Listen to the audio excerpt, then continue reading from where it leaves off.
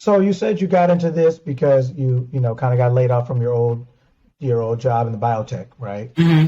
Um, were you able to take anything from your old job, any lessons or skills or things like that you think have helped you in your current career? Oh, absolutely. I was in marketing. Oh, okay. I was in Okay. marketing. I was a marketing specialist, specifically around website design. I could at the time I could code a website from scratch. Wow. Um, so people were not using Craigslist to sell homes, but I found a way to use Craigslist to sell a home. I was able. People don't realize that the interface at the time for Craigslist was basically a web interface. So I just went and coded everything, and now you can push a button and it just automates everything onto Craigslist. But in 2006 and 2005, you had to literally code in everything, link a file, a photo file from someplace, and I was able to make it click through. And so people would go to Craigslist. There was no Zillow, there was no Redfin, there was no all of these things that and options and resources that buyers have now. I was it. So I put it in a place where people were going, which was Craigslist at the time. And that's how I built my business.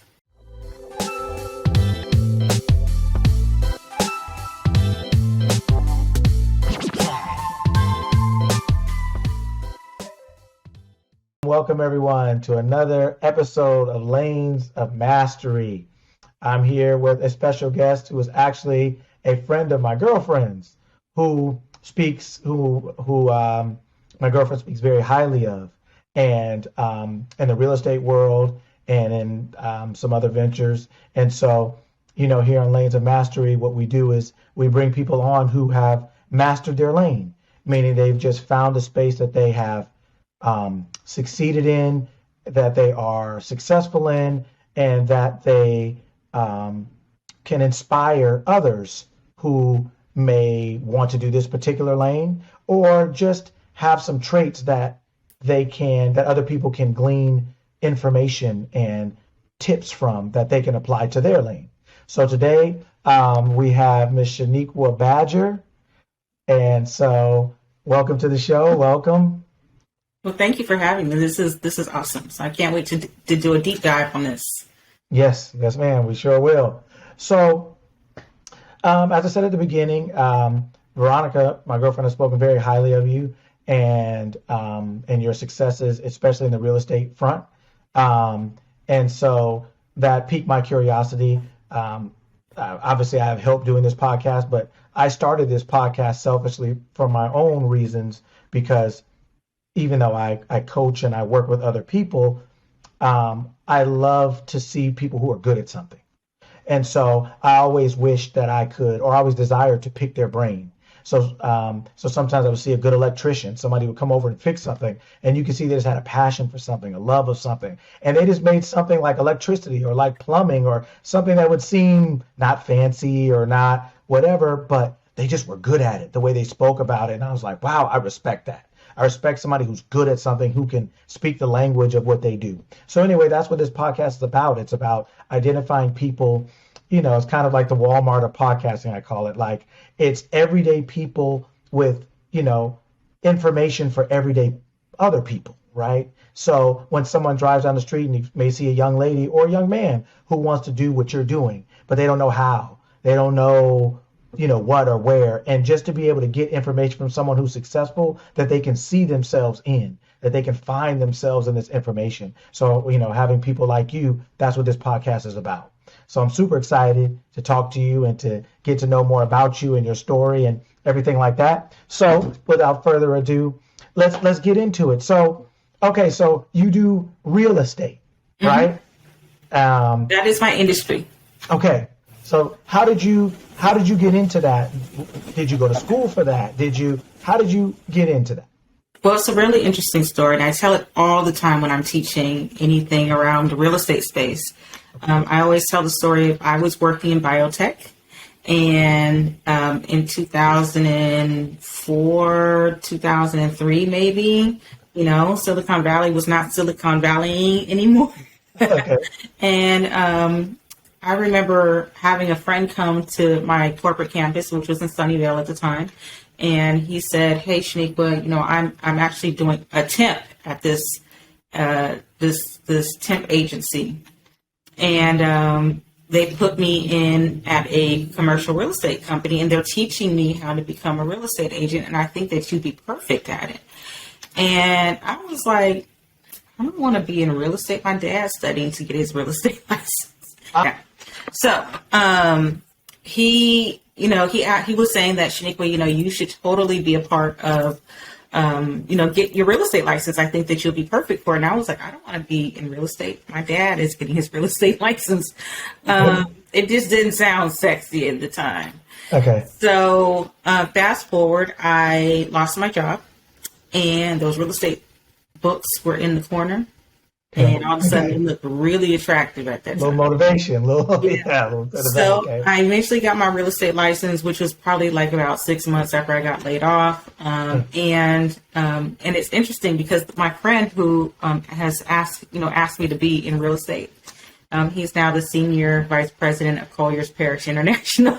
So it just shows that there's a pathway for everybody in an industry like real estate. And so you said that you also own your own brokerage, right? My own mortgage company. Mortgage. Yeah. No mortgage. Okay. It's a commercial mortgage company. So there's, I have one side, which is I own a real estate team, which we hang our license with LA Top Broker.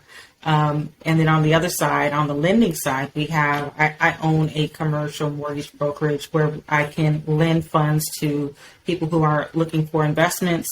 Or on the flip side, people who are looking for business financing, SBA.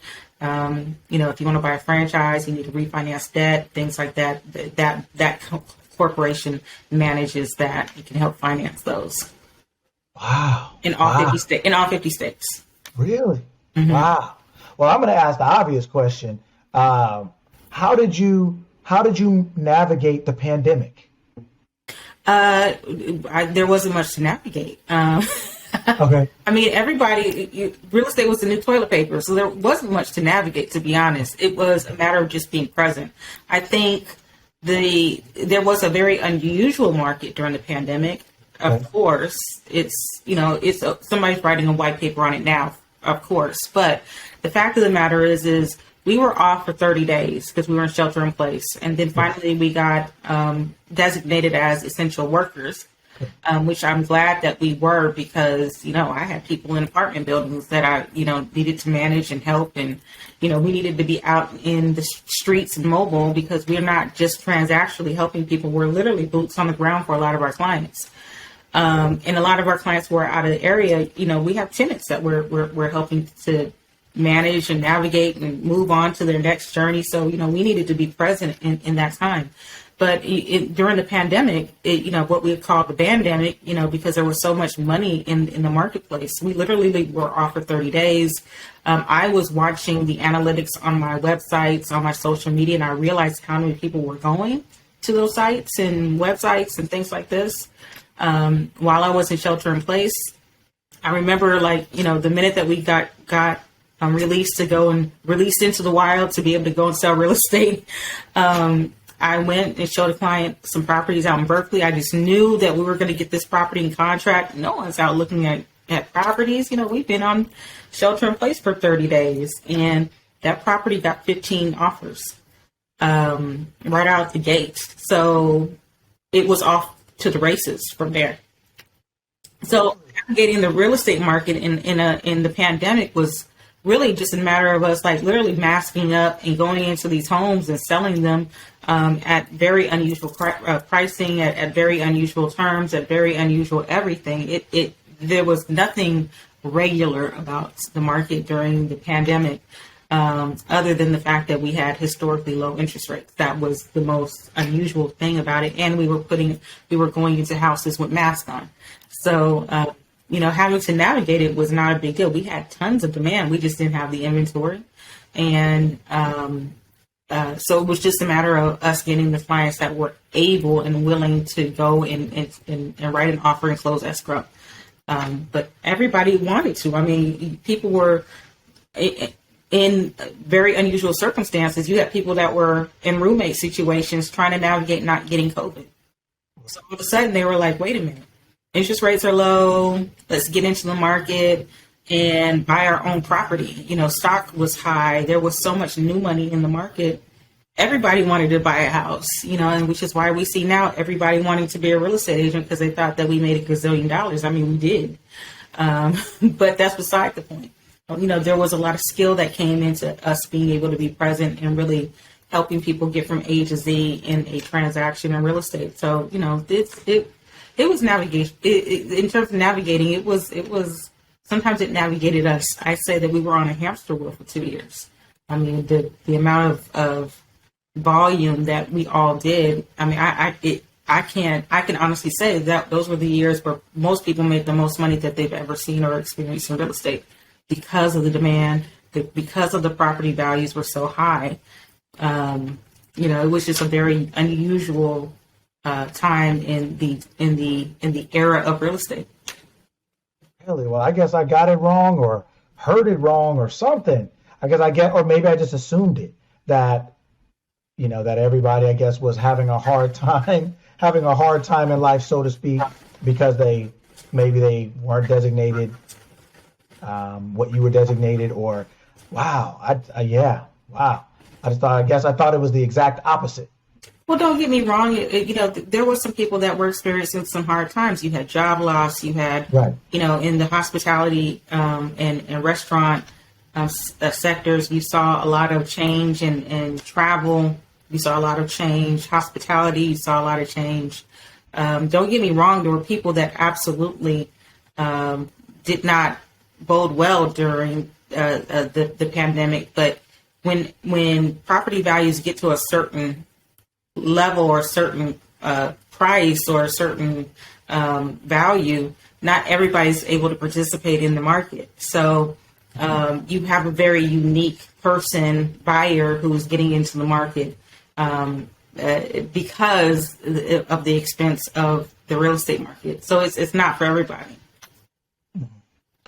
So you said you got into this because you kind of got laid off from your old job in the biotech, right? Mm-hmm.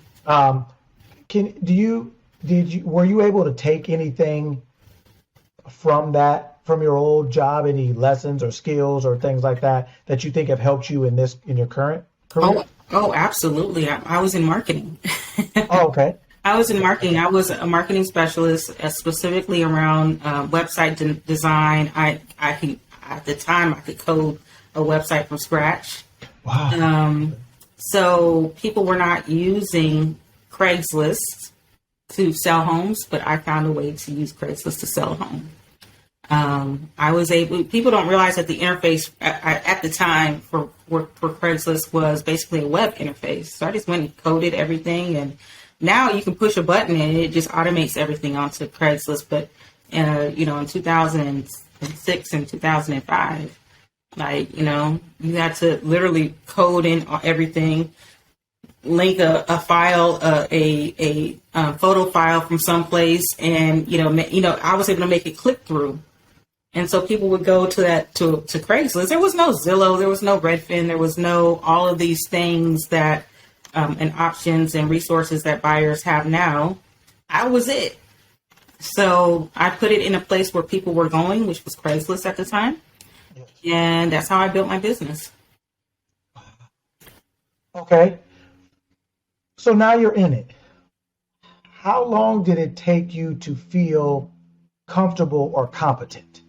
That's a great question. So I tell people now that there's so many options. You can Google, you can YouTube, there's YouTube University, there's so many options. There's podcasts, we're sitting in front of a podcast now.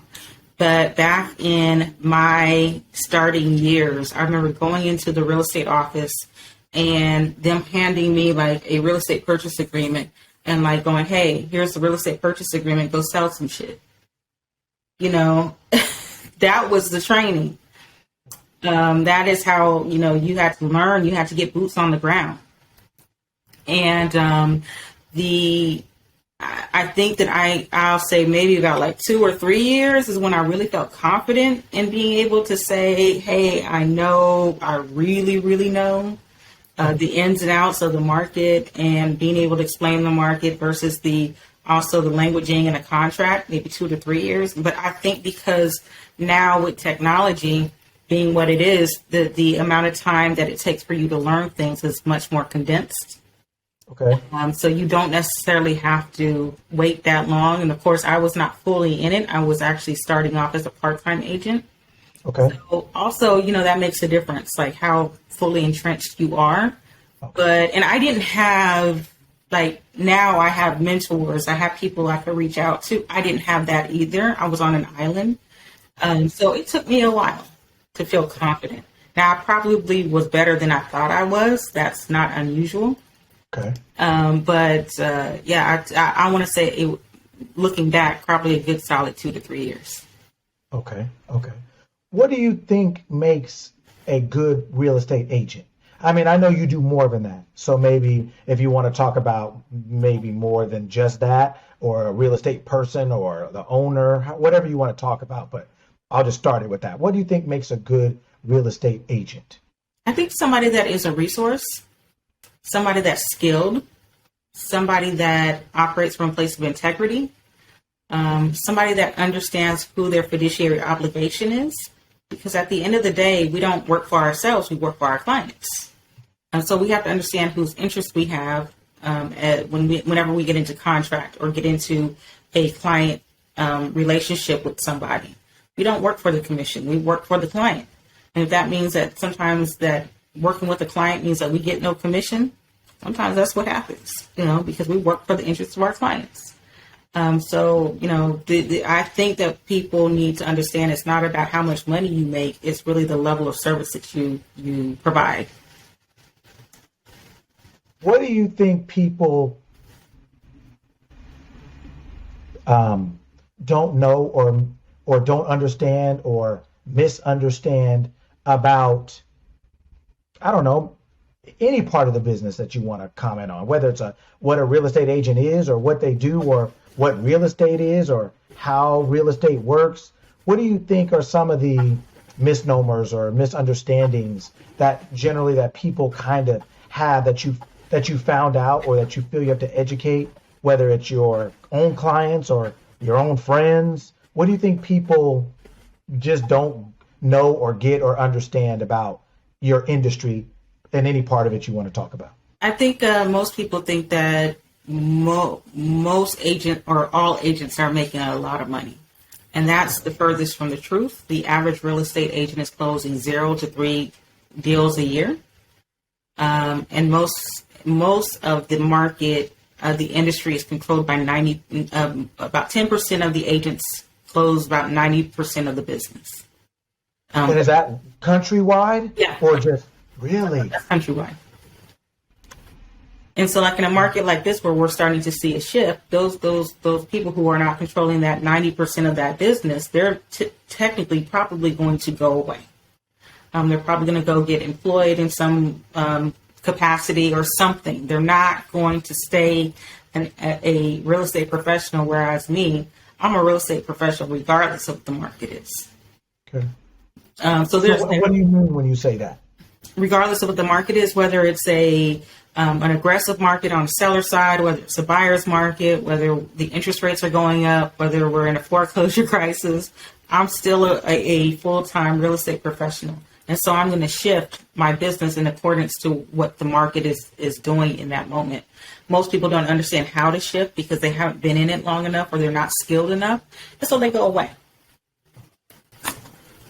How do you I'm assuming there's certifications that you have to maintain or things like that, right? But beside that, how do you maintain your edge? How do you maintain your, like you said, your ability to adjust and maneuver? How do you keep learning? How do you keep growing? How do you do that? I remain a student. I'm still a student. Sometimes I'm the teacher, and then many times I'm the student. I am. My ego is not so big where I feel like I've known everything. So I spend a lot of money on business development. So I go to maybe about anywhere between 6 to 10 conferences a year. Oh, okay. Real estate related or personal? Both. I do Okay. personal development and real estate development, because how you are in your personal life many times translates to how successful you'll be in your business life. So there has to be a balance there. And we're all evolving, as humans. So you should be investing in your personal development as well as your business development. There's nothing worse than you not being whole internally as a person and being able to lead from your heart. And then trying to go to the business side and trying to navigate without that skill set, or without that whole version of yourself. Especially if you're managing people, you have to be very present in that way. So I do a lot of investments in myself. I do business coaching. I have a coach, and I always tell people that, and you as a coach know better than anybody else. I always tell people that Steph Curry has a coach, therefore Shawneequa Badger needs a coach. I know that people don't think that LeBron needs a coach, but LeBron has a coach. Yes, several.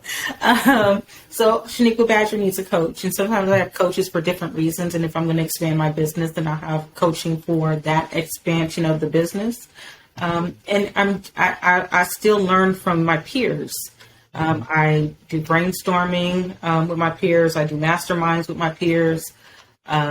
I really do tap in with people that I think are building really amazing and successful and sustainable businesses. And I'm really quite blessed that I built relationships where I can pick up the phone and sometimes just ask the question like, hey, I'm doing this. What do you think? And people respond to my phone calls. So that relationship is really important, building relationships in this business and not destroying your relationships. Because, as much damage as destroying a relationship can be, it's hard to rebuild a sustainable relationship with people. So I would say that the amount of investment in my business, and again, just building really great relationships and operating as my best self as much as possible. Mm-hmm. Okay. When you talked about people and relationships, and you, especially with you being the owner of something, how do you hire / manage people? It's kind of like a two-part question. Like, what do you look for in people that you hire, and how do you manage those people? So hiring can be very tricky. I always say, if you don't know how to do it well, get somebody to do it for you. Because you want somebody that you hire once. You don't want to have to hire it over and over again when they don't work for you. So you have to know exactly what you want in your hire. And then also you have to know what you need in your hire. Because what you want and what you need may be two different things. And then also if you hire wrong, you have to be able to fire fast. And sometimes we miss the mark and we gotta fire fast. But that's part of the course, right? That's part of the process of learning as you go. But it really depends on what the need is for the business and how I'm hiring and what I'm hiring for. Sometimes I have somebody hire for me, and sometimes in that hire, I'm having people train for me, because if I'm doing virtual assistance, which some of my business is now going to be done virtually as we move into 2023. Sometimes I just have somebody else do the training. So literally they just come in, plug into the business, and we can move from there.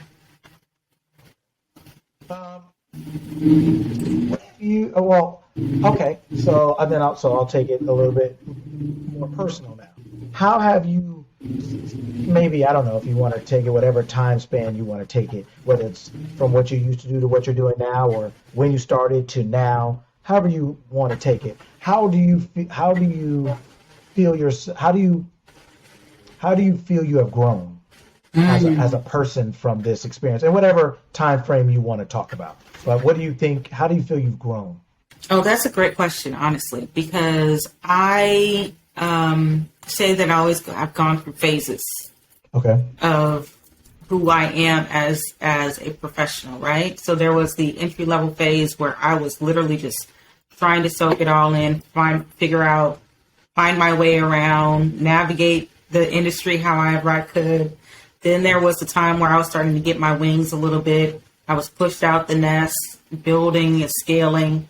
But I want to say that when I started coaching is really where I turned the corner of being the developed professional that you see today, where I really could start seeing my business from a 1 year, 3 year, 5 year vision, where I could feel the difference in how I needed to change my business, like really being able to like see what I needed to adjust before it got to me. That's really when I felt like I started operating in my best self after my coaching. And luckily for me, my coaching was, there was a strong business development piece. And then there was also a strong personal development piece built into it that really helped me create balance in the two.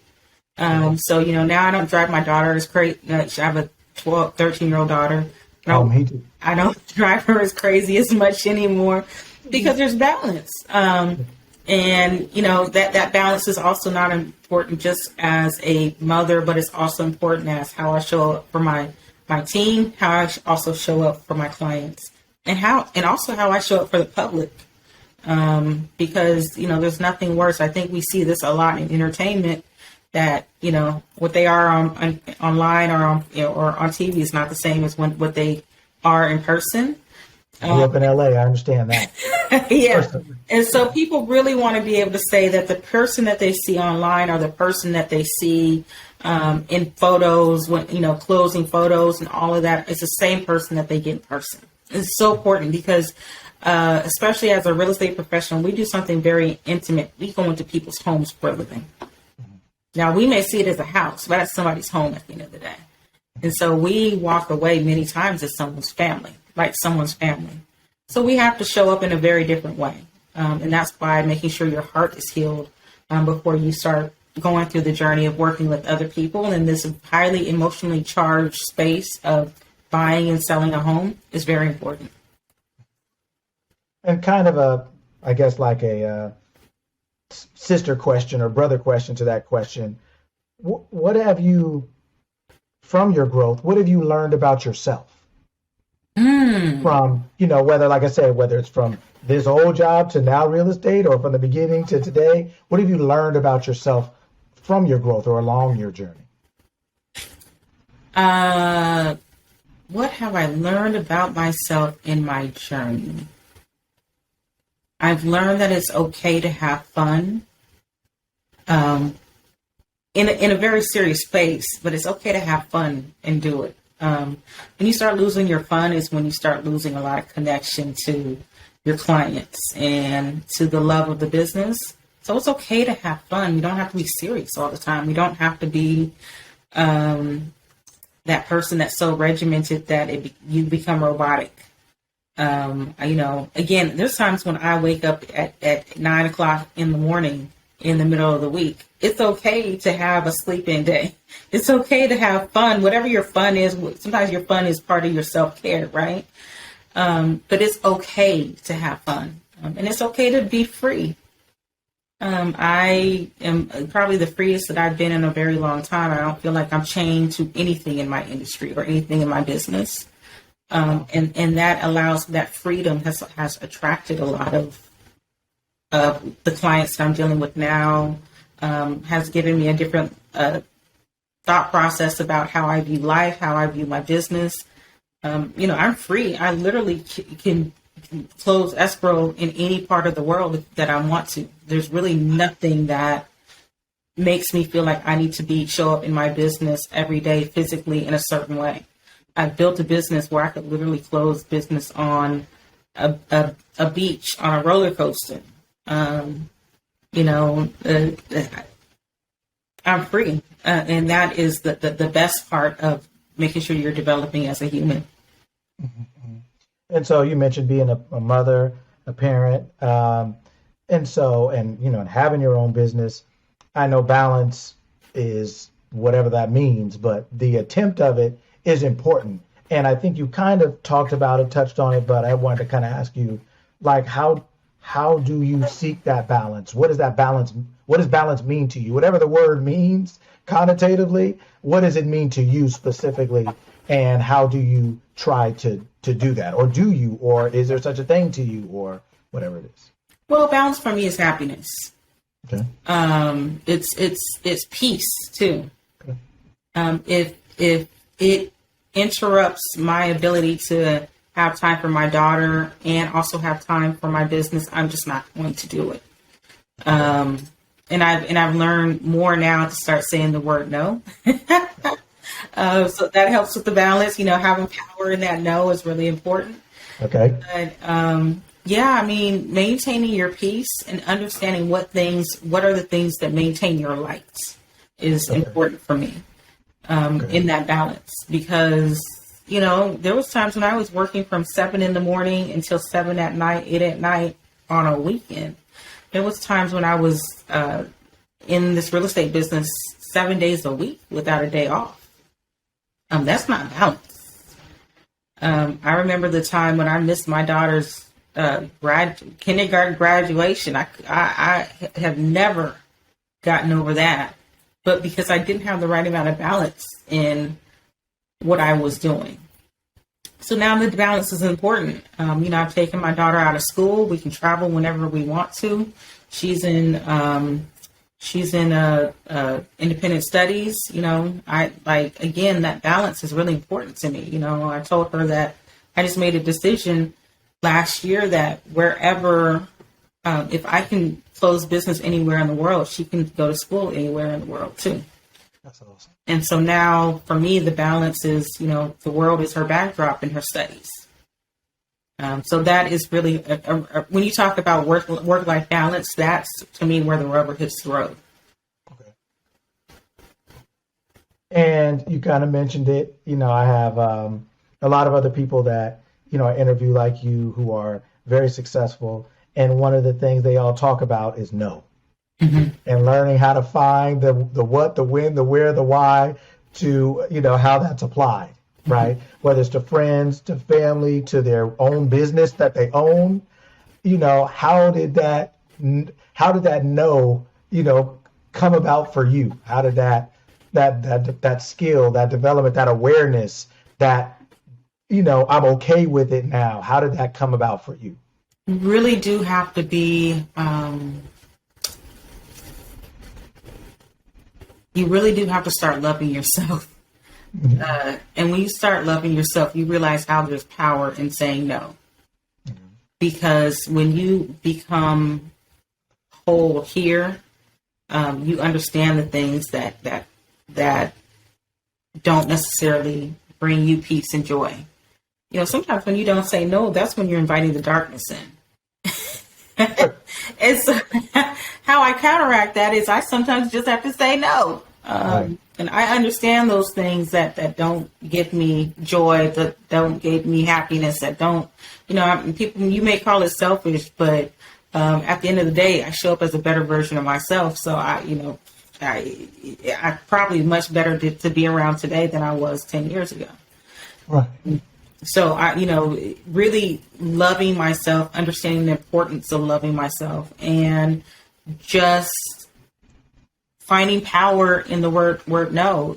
That power isn't necessarily that mean that I love somebody any less. It just means that it's just not for me. Whatever that thing is. Cool. What do you like about what you do? I always tell people that the closing day to me is like Christmas, every closing day. Okay. I don't care how long I've been doing this, but closing day is like Christmas. Okay. And I always say that I get to celebrate Christmas a minimum of 30 times a year. Wow. And you said most people only do 0 to 3 closes a year. Mm-hmm. So wow. Okay. Yeah. So right now I'm on a dirty 30 pathway. Like, okay. This is how I challenge myself. Dirty 30. Got to close at least 30 deals. I'm a third of the way through. Wow. Wow. But you have to attach a number to it. People who are drivers, we need to have a target. So that's my target. If we go beyond 30, then perfect. But right now, it's. I always say the reason why I love it so much is I get to, like on Monday, I get to hand keys to a newborn. This is why we do this, because the minute that we hand keys to that newborn, we've changed the trajectory of that newborn's financial family tree. So, whenever I can help people get closer to their financial values, that opens up other people's opportunities, for people that they haven't even met yet. That's how powerful generational wealth is. So that's what drives me, is I still, after 19 years, still get to enjoy those moments and, enjoy the happiness of walking through a house that, somebody just had a vision of, and I was able to make that vision into a reality from a phone call or from an inbox, from the DMs or private message or an email, like just a conversation created, a portfolio, a real estate portfolio. Even if it's just one property, you now have a real estate portfolio. So that's really what does it for me still. Okay. What can people do to be better clients? Well, you know what? I think that people, it's important as professionals for us to be listeners. Sometimes as clients, you got to be listeners and learners too, right? Learners are earners. Okay. And so I always try to make the process of buying a home something that's from an educated space. So you can take that and multiply it over and over and over again. So, as much as we as professionals need to be diligent listeners, our clients could afford to be diligent listeners too. Sometimes they listen a little bit too well because they listen from the wrong people in the wrong places, right? But, I think being diligent in that space is kind of what can help them improve. Okay. Cool. Since you've been in it, what has surprised you about this industry, about this venture that you got in from a completely different industry into this? What has surprised you, or maybe been some things that surprised you that not necessarily bad or good, but just you just didn't know you couldn't believe it or imagine that, or you would have never known that? What has surprised you? Oh, how loud and wrong people can be. Okay. Okay. I literally dealt with that today. Okay. I had a agent that's been in the business for quite some time take the time to call me to correct me about something that they thought that I had done wrong. Okay. It was a phone call. It was two phone calls. When I didn't answer the first time, she called me back. And whatever she tried to correct me on, it was wrong. It was absolutely wrong. The correction never should have been made. And, so people can be loud and wrong. Or the amount of times that I have people that come to me and say, my friend did this. I don't know why I can't do this. Or my friend said, if they're in contract, my friend said I didn't need to do this because they didn't need to do this. People can just be loud and wrong. And sometimes you need to trust your professional. That's who you hired. People who buy one property, they don't have the expertise to tell you what the scenario is for you in your journey into home ownership. Okay. You bought one property, that's it. Okay. And so sometimes it's shocking how, again, just how wrong people can be. Or, what you hear off the internet is not always true. It's sometimes done out of context. It's not market specific. Mm-hmm. So if you're listening to something and you're hearing from somebody who is in Atlanta or in New York or in Miami, those markets aren't necessarily consistent with our market. So you have to deal with somebody who is a market professional to really understand context of what's going on in the market. So yeah, people could be wrong. Still, after all these years, just wrong. Yeah. Yeah. Okay. How much educating do you have to do to help people get whatever it is they want, a home or a building or whatever? How much educating on average do you have to do from first point of contact to, like you said, handing the keys? Oh, well, I think I'm pretty smart in having a process that I can do it in about 30 minutes. Okay. Everybody starts with a consultation. So in that consultation, I can literally get it done in 30 minutes. Set the expectation, understand what your need is, understand where you're at financially. And I'm either going to create the strategy or set expectation about what you need to do to get to the strategy. Okay. So that's 30 minutes. And then I'll say, go talk to the lender so you can understand the financial piece. That could be another 30 minutes. But if they're ready to go, like all their ducks line up in a row, we can usually get them from consultation to pre-approval in probably 48 hours. And I'm talking about from the minute that they hit me to if they've gotten all their stuff into the lender, about 48 hours. Okay. Right? I also give them a home buyer's guide so they can learn all the ins and outs, the A to Z, what I call my roadmap to homeownership ebook.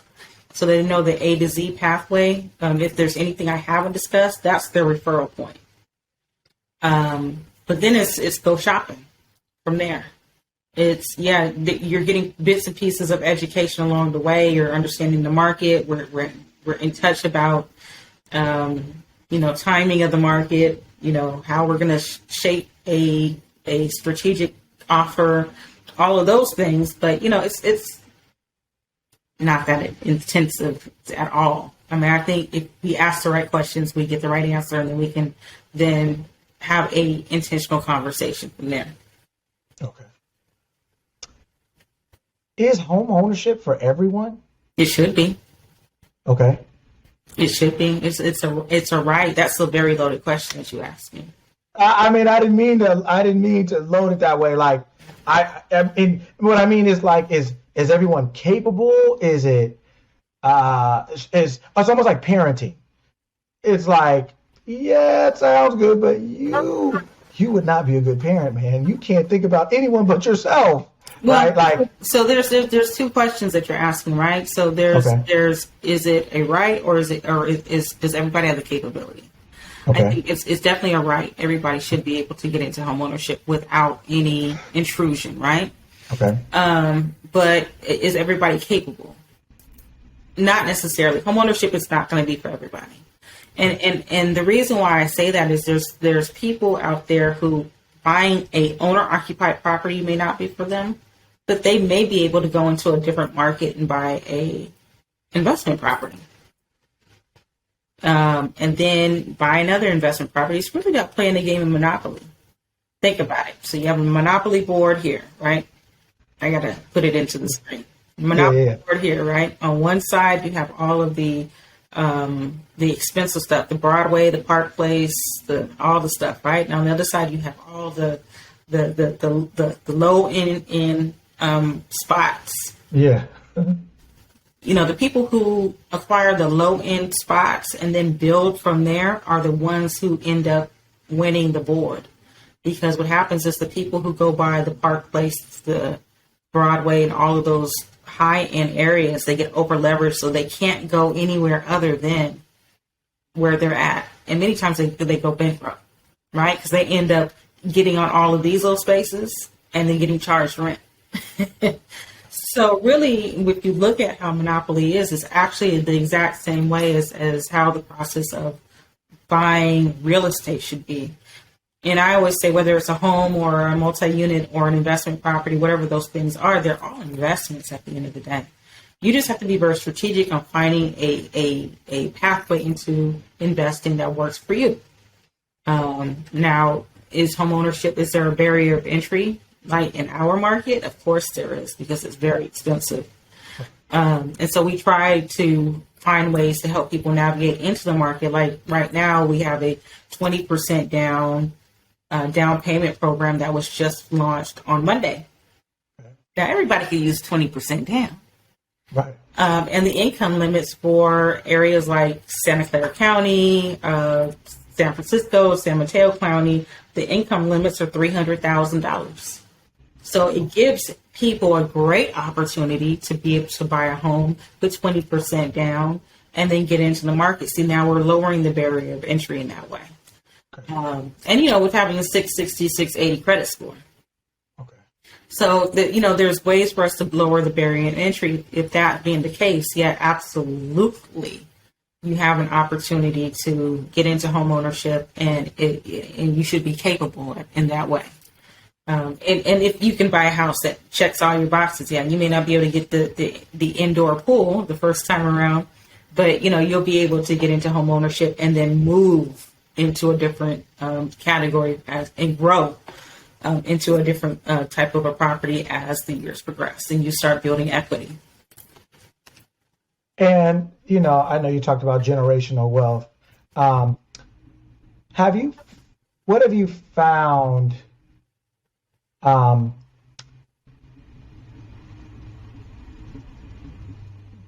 For people who get their first home, right? For lack of better words, how do they change? Do they change? How do they change when they get their first home? Do you know what I mean? They're definitely different. They're definitely stewards.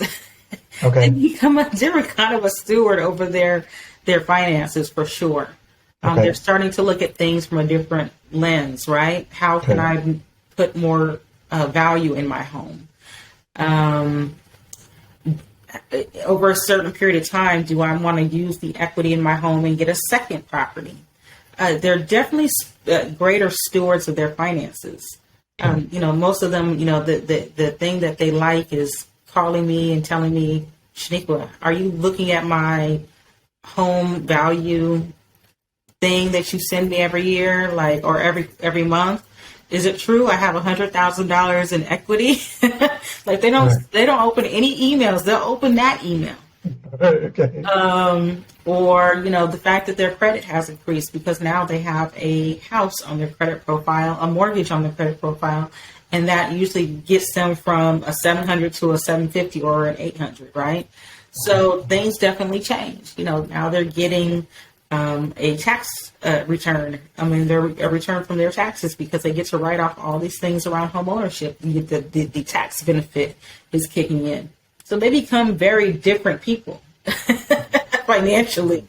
I think I had one of my clients that bought a home in Stockton and, they got new cars and, it wasn't because they refied, but it was just because they were just doing better financially.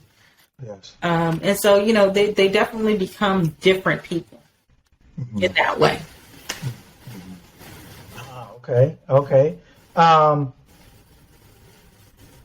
What can people do to prepare themselves to buy a home? If they're thinking about it at whatever point, what can they do to be better when they meet you? Yeah, so I would recommend 3 things. Number 1, understand what your credit score is, your FICO score.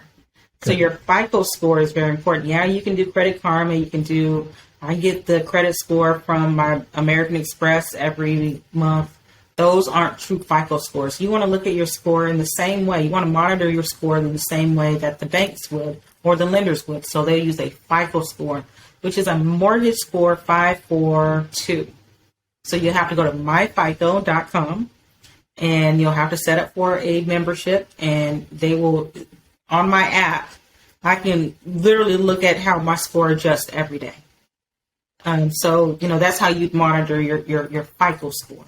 Okay. And it's the mortgage score. So you want to be very mindful of that. You want to make sure that the minimum credit score that you try to get to is at least a 680. You can buy a house at 580. but your interest rate is not going to be as nice. And right now interest rates are not so nice as they've been. Still historically low, but not as nice as they've been. Okay. So in order to get premier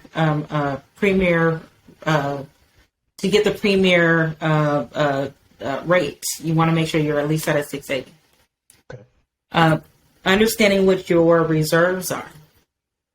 You have cash in the bank, you have 401k, you want to know what all of those things are.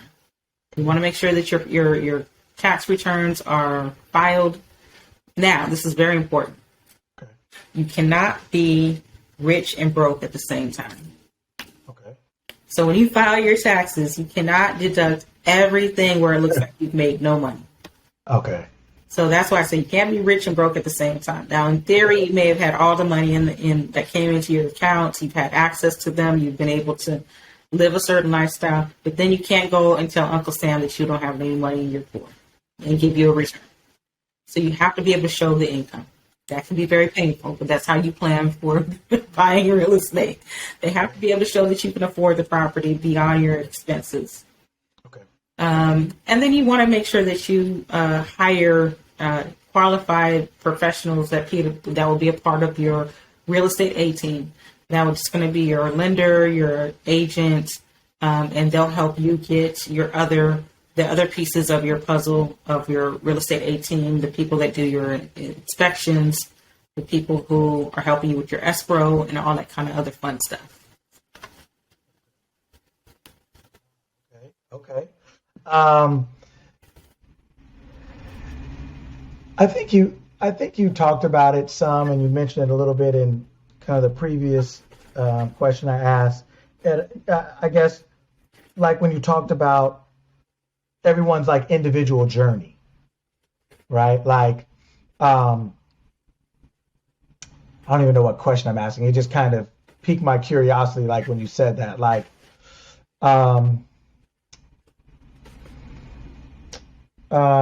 yeah, I guess kind of when you were saying just because someone else bought a house over here doesn't mean you can do that, or just because how does someone, I guess maybe individual journey, how does someone properly, I guess, gauge or adjust their expectations for their own individual journey? Like, how does someone know if they're crazy? Or how do they, is it just when they ask you and they tell you and you're like, man, you crazy as all hell, right? Or like, how does someone know when they're ready, kind of, when they're not? How does someone adjust their expectations or know which ones they should have? Well, I always said that if you have a desire to buy a home, schedule the appointment. Okay. Because many times people schedule the appointment and they don't realize that they're ready, and they're actually ready. Okay. People overthink the process of home ownership. Yes. So we can help them kind of understand what the needs are, and then based on the qualifications based on the requirements of buying a home, as we're going through the consultation, we can figure out whether you're ready or you're not. Okay. I mean, there's been some people who've been like, "What? I'm ready? Like what? I just came to get some basic information." Well, this basic information is you're ready to buy a house, sir. So don't try to figure it out yourself. Okay. We have free consultations for a reason. Sit with us. Me or anybody on my team can easily have a great conversation around home ownership and what needs are and whether or not you're ready. Definitely just sit down and have the consultation. Okay. Where do you see the future of housing or real estate going? Oh, that's a great question. So what we've been seeing over the past, 10 years is we've seen tech come in to play. Okay. They've been trying their hardest to replace us.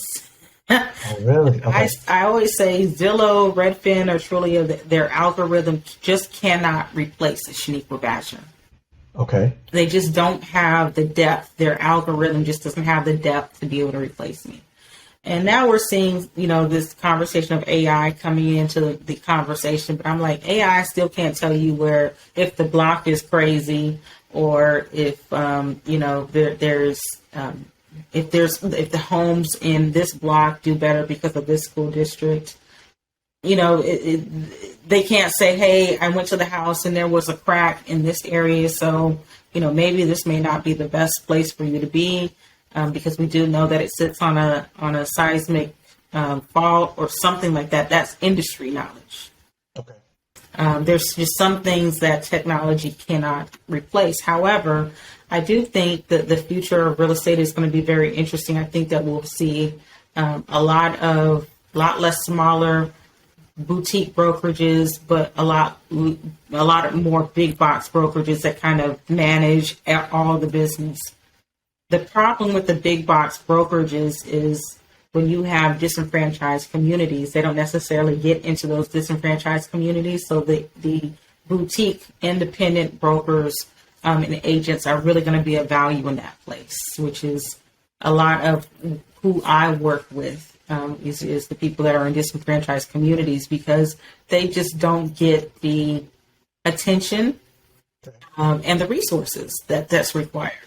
And so a person like me, I go all up into areas that most big block brokerages don't go. We set up tents and booths and all kinds of, and do home buyer workshops and at festivals, nail shops. I closed 2 deals from a home buyer workshop and a nail shop.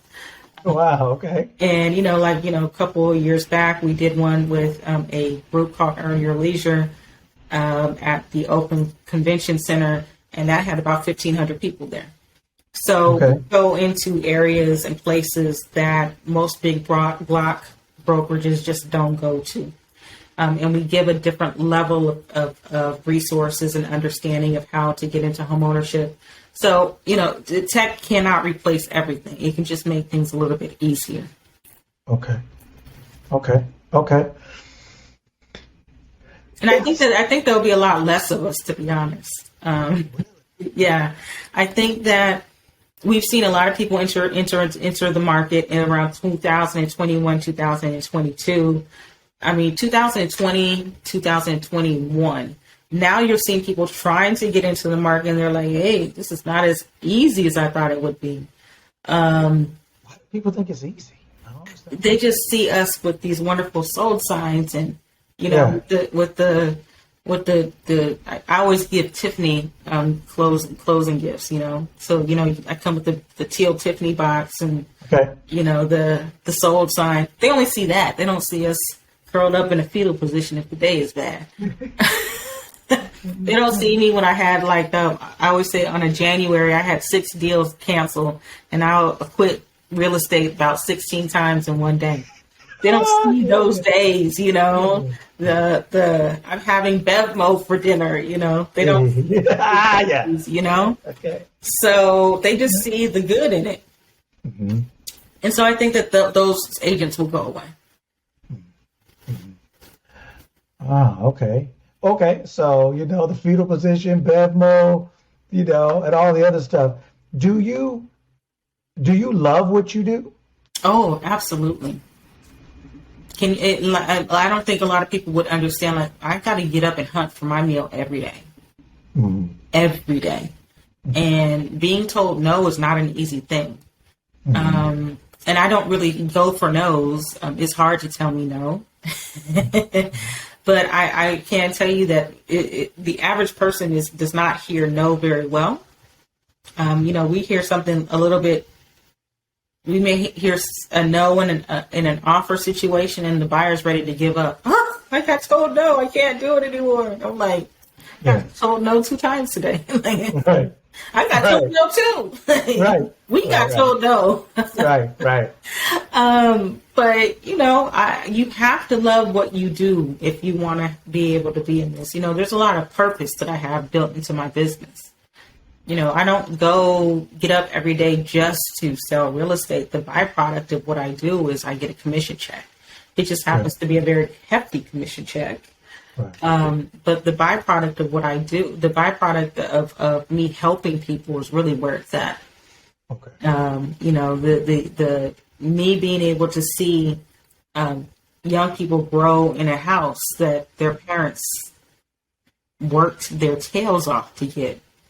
The ability to see people going and say, hey, I want to buy my second property. I want to buy my third property. I want to buy my fourth property, because we had the right conversation the first time.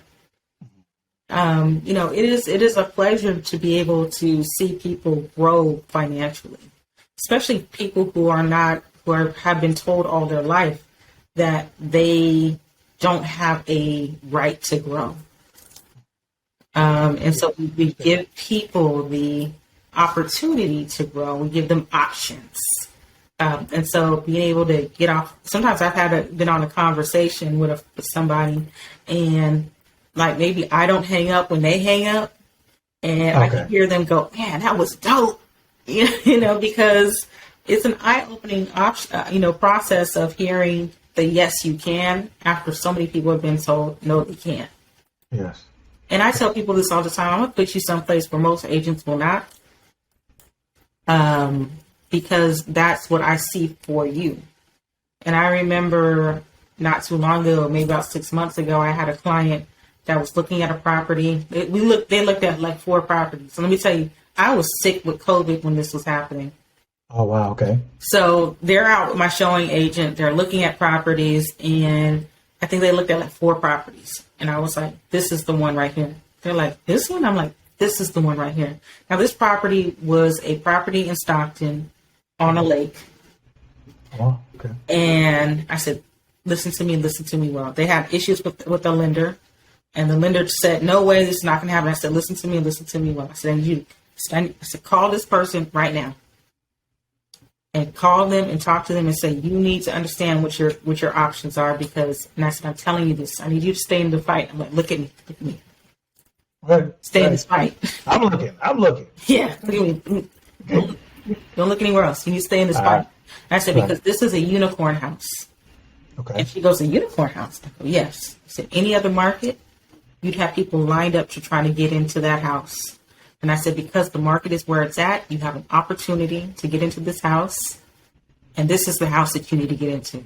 Out of all the houses that you looked at, this is the house you need to get in. This is the house that's going to get you the most money. Out of all the houses, the appreciation on this house, you need to get it. And I said, it's in the perfect school district.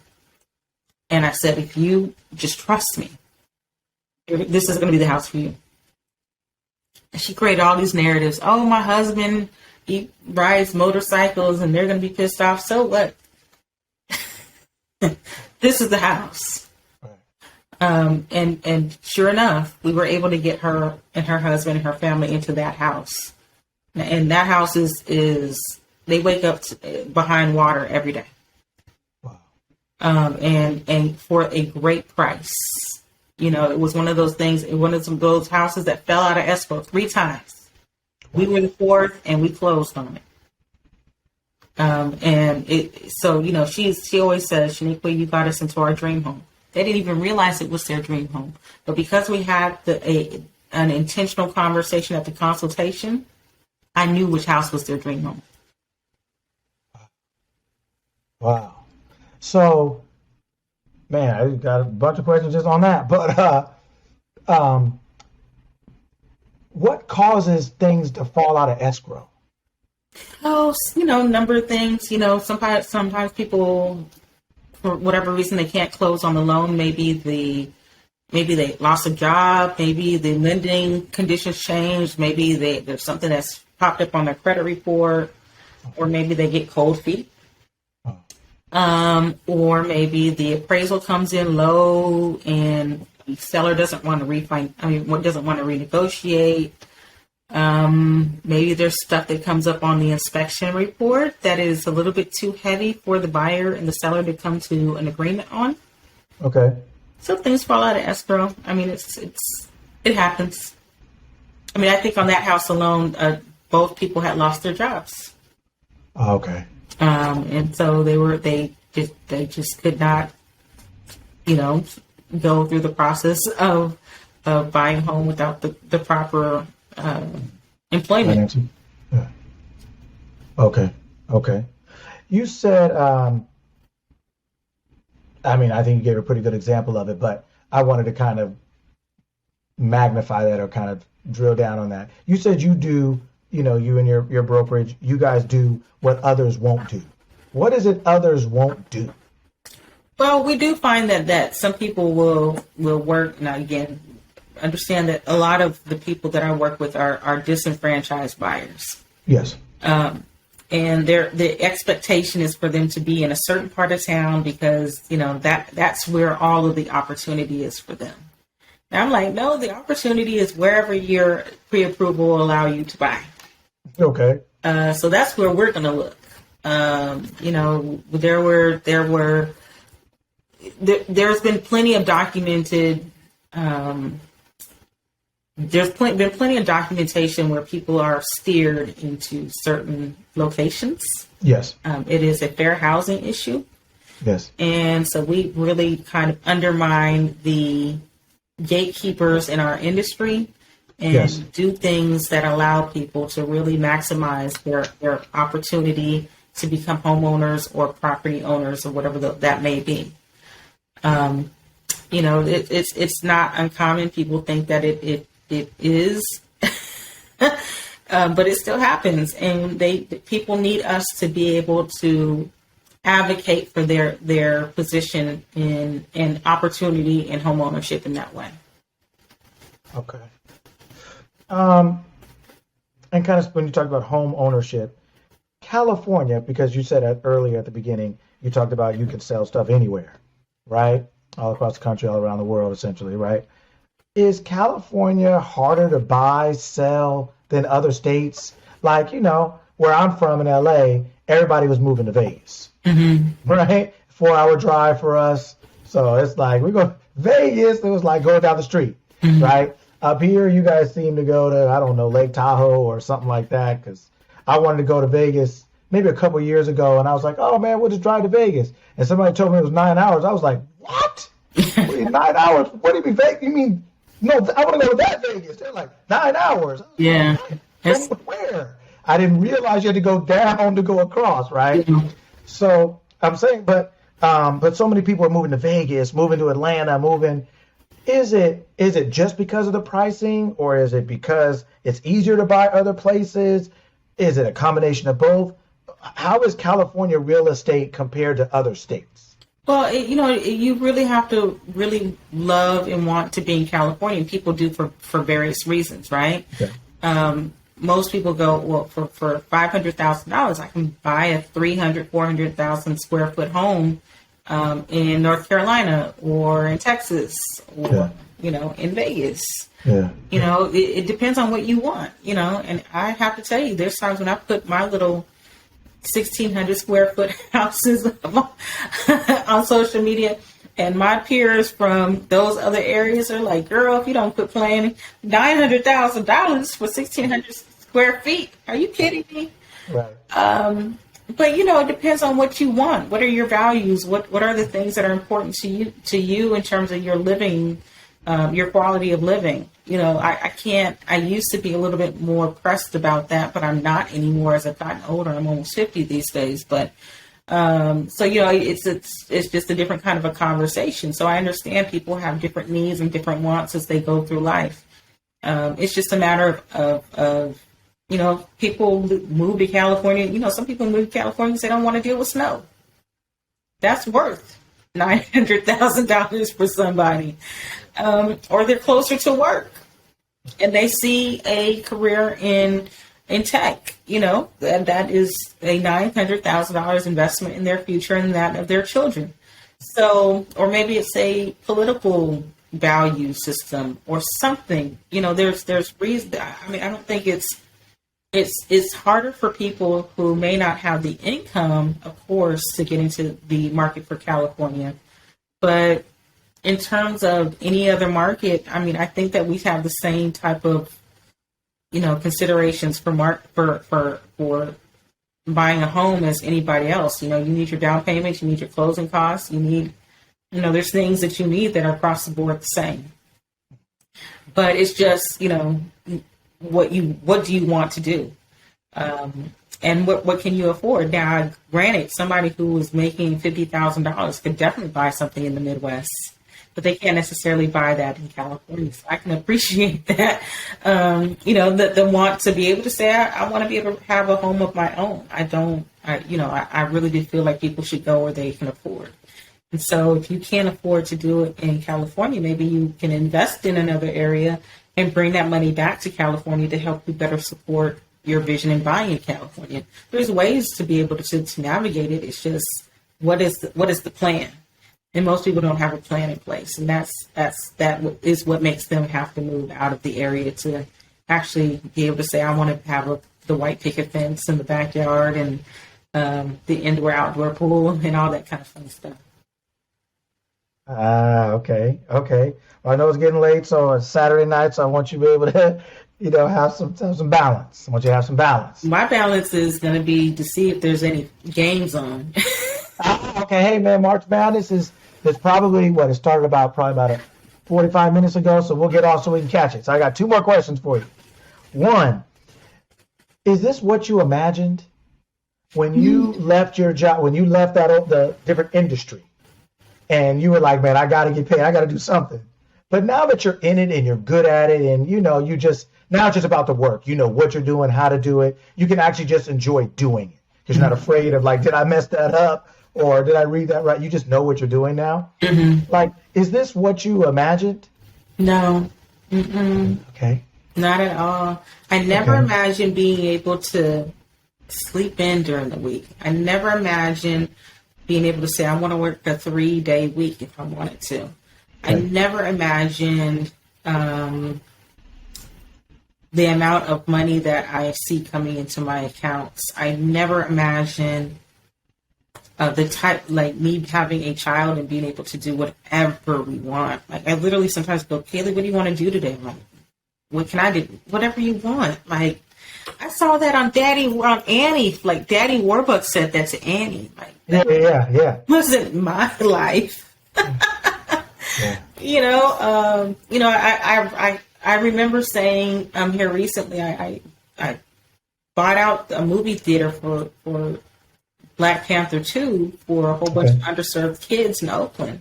Okay. And I remember the COO or the CEO, I can't remember what her title is, I'm sorry. But she was like, since the pandemic, there are some kids that have never gone to the movies. And I didn't think about that. Yeah. And I was like, I remember making my daughter come with me to go watch the movies. And I walked out and I said, Kaylee, do you know that Mom paid for all of that? She was like, you what? Talking about paid for all of that. I paid for all of that. I made that happen for all those families in there. I gave people it was that was my contribution. I never thought that it'd be open up an opportunity for people to be happy like that in my business. I never. Yeah. My parents have always been hardworking people. My mom, she is fascinated by the things that I just don't have to do every day. Yeah. When I told her I was working from home, she's like, no, you are a stay-at-home mom. I'm like, no, I work from home. That's two different things altogether. Not a stay-at-home. Nobody underwrites my lifestyle. I never thought that, just the way we travel, the opportunities we give to people, the type of conversations that I get to have, just opening up some really amazing, just meeting some really amazing people, having conversations like this on a Saturday night. I never, never. I was 26 years old thinking that $50,000 was making a ton of money. I mean, maybe it was back then. I don't know. And yeah, well, you do it all right. Yeah, yeah. You know, maybe it was. I don't know. Right. I can't remember, but I just don't like, thinking about my parents and the people that we grew up with. I'm 46. I'll be 47 this year. And they just didn't have this kind of a lifestyle. It was, you got up, you worked, you went to church, you worked again, you made dinner, the type of luxuries that are afforded are just never. It's kind of comical because, and people always complain, they don't complain, but they always kind of poke fun at my daughter about how, her lavish eating habits, because she likes crab. And so we go to in San Francisco and she gets the crab and they think it's my plate. And I'm like, no, that belongs to her. It's just, I never thought that would have been my life, but this is the life I eventually, over the time of developing who I was as a person, developing me as a professional. All of that investment allowed me to see bigger than what I actually was. And, being able to say, oh, I can make and actually make it happen. What? Making more than my any of my bosses. That's awesome. It's just like, no, I never thought. Like Tony Baker says, I never knew. Yeah. Never knew. But yeah, this has afforded me a very different life. And it's allowed me, for my team members, to even open up a different type of life for them as well. It's just not me, it's my team, being able to invest in them and help them get beyond their blocks and helping them get to a different type of professional in their business, and helping them grow. And, that an investment in them is an investment in their children and so on and so forth. So yeah, I can't say that I ever envisioned me being able to have this life. Okay, that's amazing. Yeah, first of all, that's super cool. Mm-hmm. And last question. I'll let you get to the game. I'm gonna get on too. So it's kind of a, I don't know, multi-part question, but one question. Like, so what do you see for your future? Like, what's your future, right? And I don't know if you ever want to quit or need to quit. If so, what would make you quit, or how would you know when to quit? Like, what do you see with this for yourself and what in your future from now that you are what you are, where you are? What's next for you? Is it more of the same? Is it, what is it? Is it quitting time in 10 years? Is it what do you see your future for you? And that's a good question too. I'm actually working on my exit strategy. Okay. But I'm working on it in a very unusual way. So I'm actually expanding the business into the LA market. So in the next 6 to 9 months, we'll be moving into LA. Okay. Where are you going? Huh? Where are you going? Well, we're being LA proper. So we're going to start working and we're going to start going down there over the next 6 to 9 months and periodically and once a month figuring out where we're going to put our stake in the ground. Okay. But it will definitely be in LA proper. Okay. So we'll have teams in the Bay Area and in LA. Okay. Also being able to get my broker's license and open up a formal brokerage where we can be a one-stop shop where we'll be able to do residential and commercial lending as well as real estate sales. Okay. And building something that I can sell to somebody else and retire. Oh, okay. That is the goal. So we're creating a lot of value in the agents, the business itself, and just being able to create something that can be bought by somebody else, so I can go retire and be on somebody's beach somewhere for the rest of my life. Okay. So that is my 10-year plan. I'm hoping that I'll be able to do it in 7. Because I want to be able to Be the person that really just gets up and says, I'm going to do whatever the heck I want, and I don't feel like hunting today. Okay. If I don't want to feel like hunting for the rest of the year, no, I don't want to hunt. So, that's really the plan, is expansion, sustainable growth, and then being able to create something that I can either pass on to my daughter or sell. Oh, that's awesome. Well, if you ever need any advice or anything like that, like I said, I'm from there. I'm from Santa Monica, actually. Okay, yeah. Santa Monica. So, and when I was your daughter's age and my daughter's age, my daughter's 12 as well. She'll be 13 in October. When I was their age, my mom was a broker and an agent at Merrill Lynch back in the day. Okay. And now she still holds her license. She doesn't really do anything with it, but she holds it with Coldwell Banker. She does a little thing, but that's my mom's. I grew up with my mom's side, and so her whole side of the family made their wealth through real estate. They had probably about 100 pieces of property across the country. Wow. So like all my mom's side were like entrepreneurs and stuff like that, and so my mom has rented out in the past we have 3 homes in Santa Monica. She rented out some of those for like sober living, just various stuff. She had her own child care centers. She had 3 buildings and stuff like that. That's a great story. If you ever, that's a great story.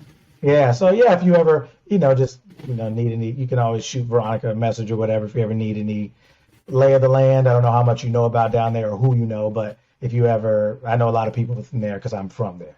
Yeah, I grew up there. So I definitely I'm going to be calling out all of my resources. There you go.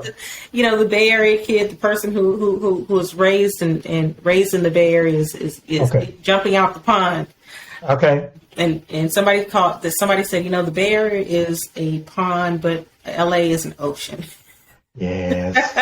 It's a vast ocean. Yeah.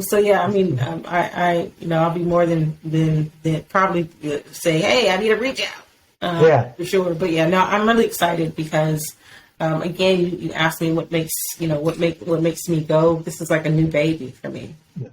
And be able to get back into the business in a different way and growth and being able to show expansion. And, there's very few people that look like me that are expanding in that way at a very high level. Yes. So it's going to be really fun to be able to get into that market and move around. I've been able to, there's social proof that we can definitely do it in the Bay Area. So we can do it in the Bay Area, we can do it in LA. Yes.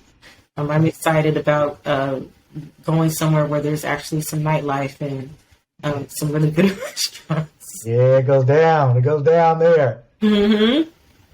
Yeah. Wow. Well, awesome, man. Definitely. It's so nice to meet you. Thank you so much. No, thank I enjoyed this conversation. Thank you very, very much. And definitely much respect for your success. And I'm assuming your continued success because you're very impressive and articulate and you definitely have it down. So I definitely respect and appreciate you. You are definitely in your lane of mastery. And before I let you go, maybe give anybody who wants to talk to you or reach out to you or anything like that for advice, homes, or whatever else it is, if you want to just let people know how to reach you on whatever platform you have or anything like that. Yes, I'm on all social media platforms. I'm one of those agents that they say that is the top 50 or 25 to follow in their market on social media, so I'm pretty easy to find. And so if you look up Shawneequa Badger, there's no other Shawneequa Badgers floating around here. So I'm pretty unique in that way. But on all social platforms, if you look up just Shawneequa, you will be able to find me. And me or my team will be more than happy to help you. If you look in my bio on Facebook, social, LinkedIn, and or Instagram. If you look in my bio, there's a Beacon account where you can schedule a one-on-one or have a consultation with me about commercial development and run the gamut. So I'm pretty easy to find. Awesome. Well, thank you so much again. I really enjoyed it. Like I said, much continued success, much respect. Man, keep being free, keep doing your thing. And when you get down to LA, make sure you at least go to Roscoe's once. Oh, Roscoe's a lot. Yeah, that's it. But just go in the daytime. Yeah. Oh, yeah. Daytime. Go in the daytime. Take your daughter, but go in the daytime. Get on Manchester, get off the freeway on Manchester, and then get back off. Yeah. You know, when I was a kid, we used to go to a place called Goldenberg Chicken. Oh, okay, yeah. Yeah. That was Yeah. I ate there once. It didn't settle too well, but I tried it. That bird boy. Woo! Yeah, okay. That's awesome. Well, awesome. Well, hey, thank you so much again. I really appreciate you. Continued success, like I said. And I hope to circle back at another time, and maybe we can have this conversation again from LA. Yeah, from sunny LA. Yes. Hey, well, have a wonderful evening. And thank you so much. I really appreciate it. No, thank you. It's been an honor. Yes, thank you. Have a good night. Good night.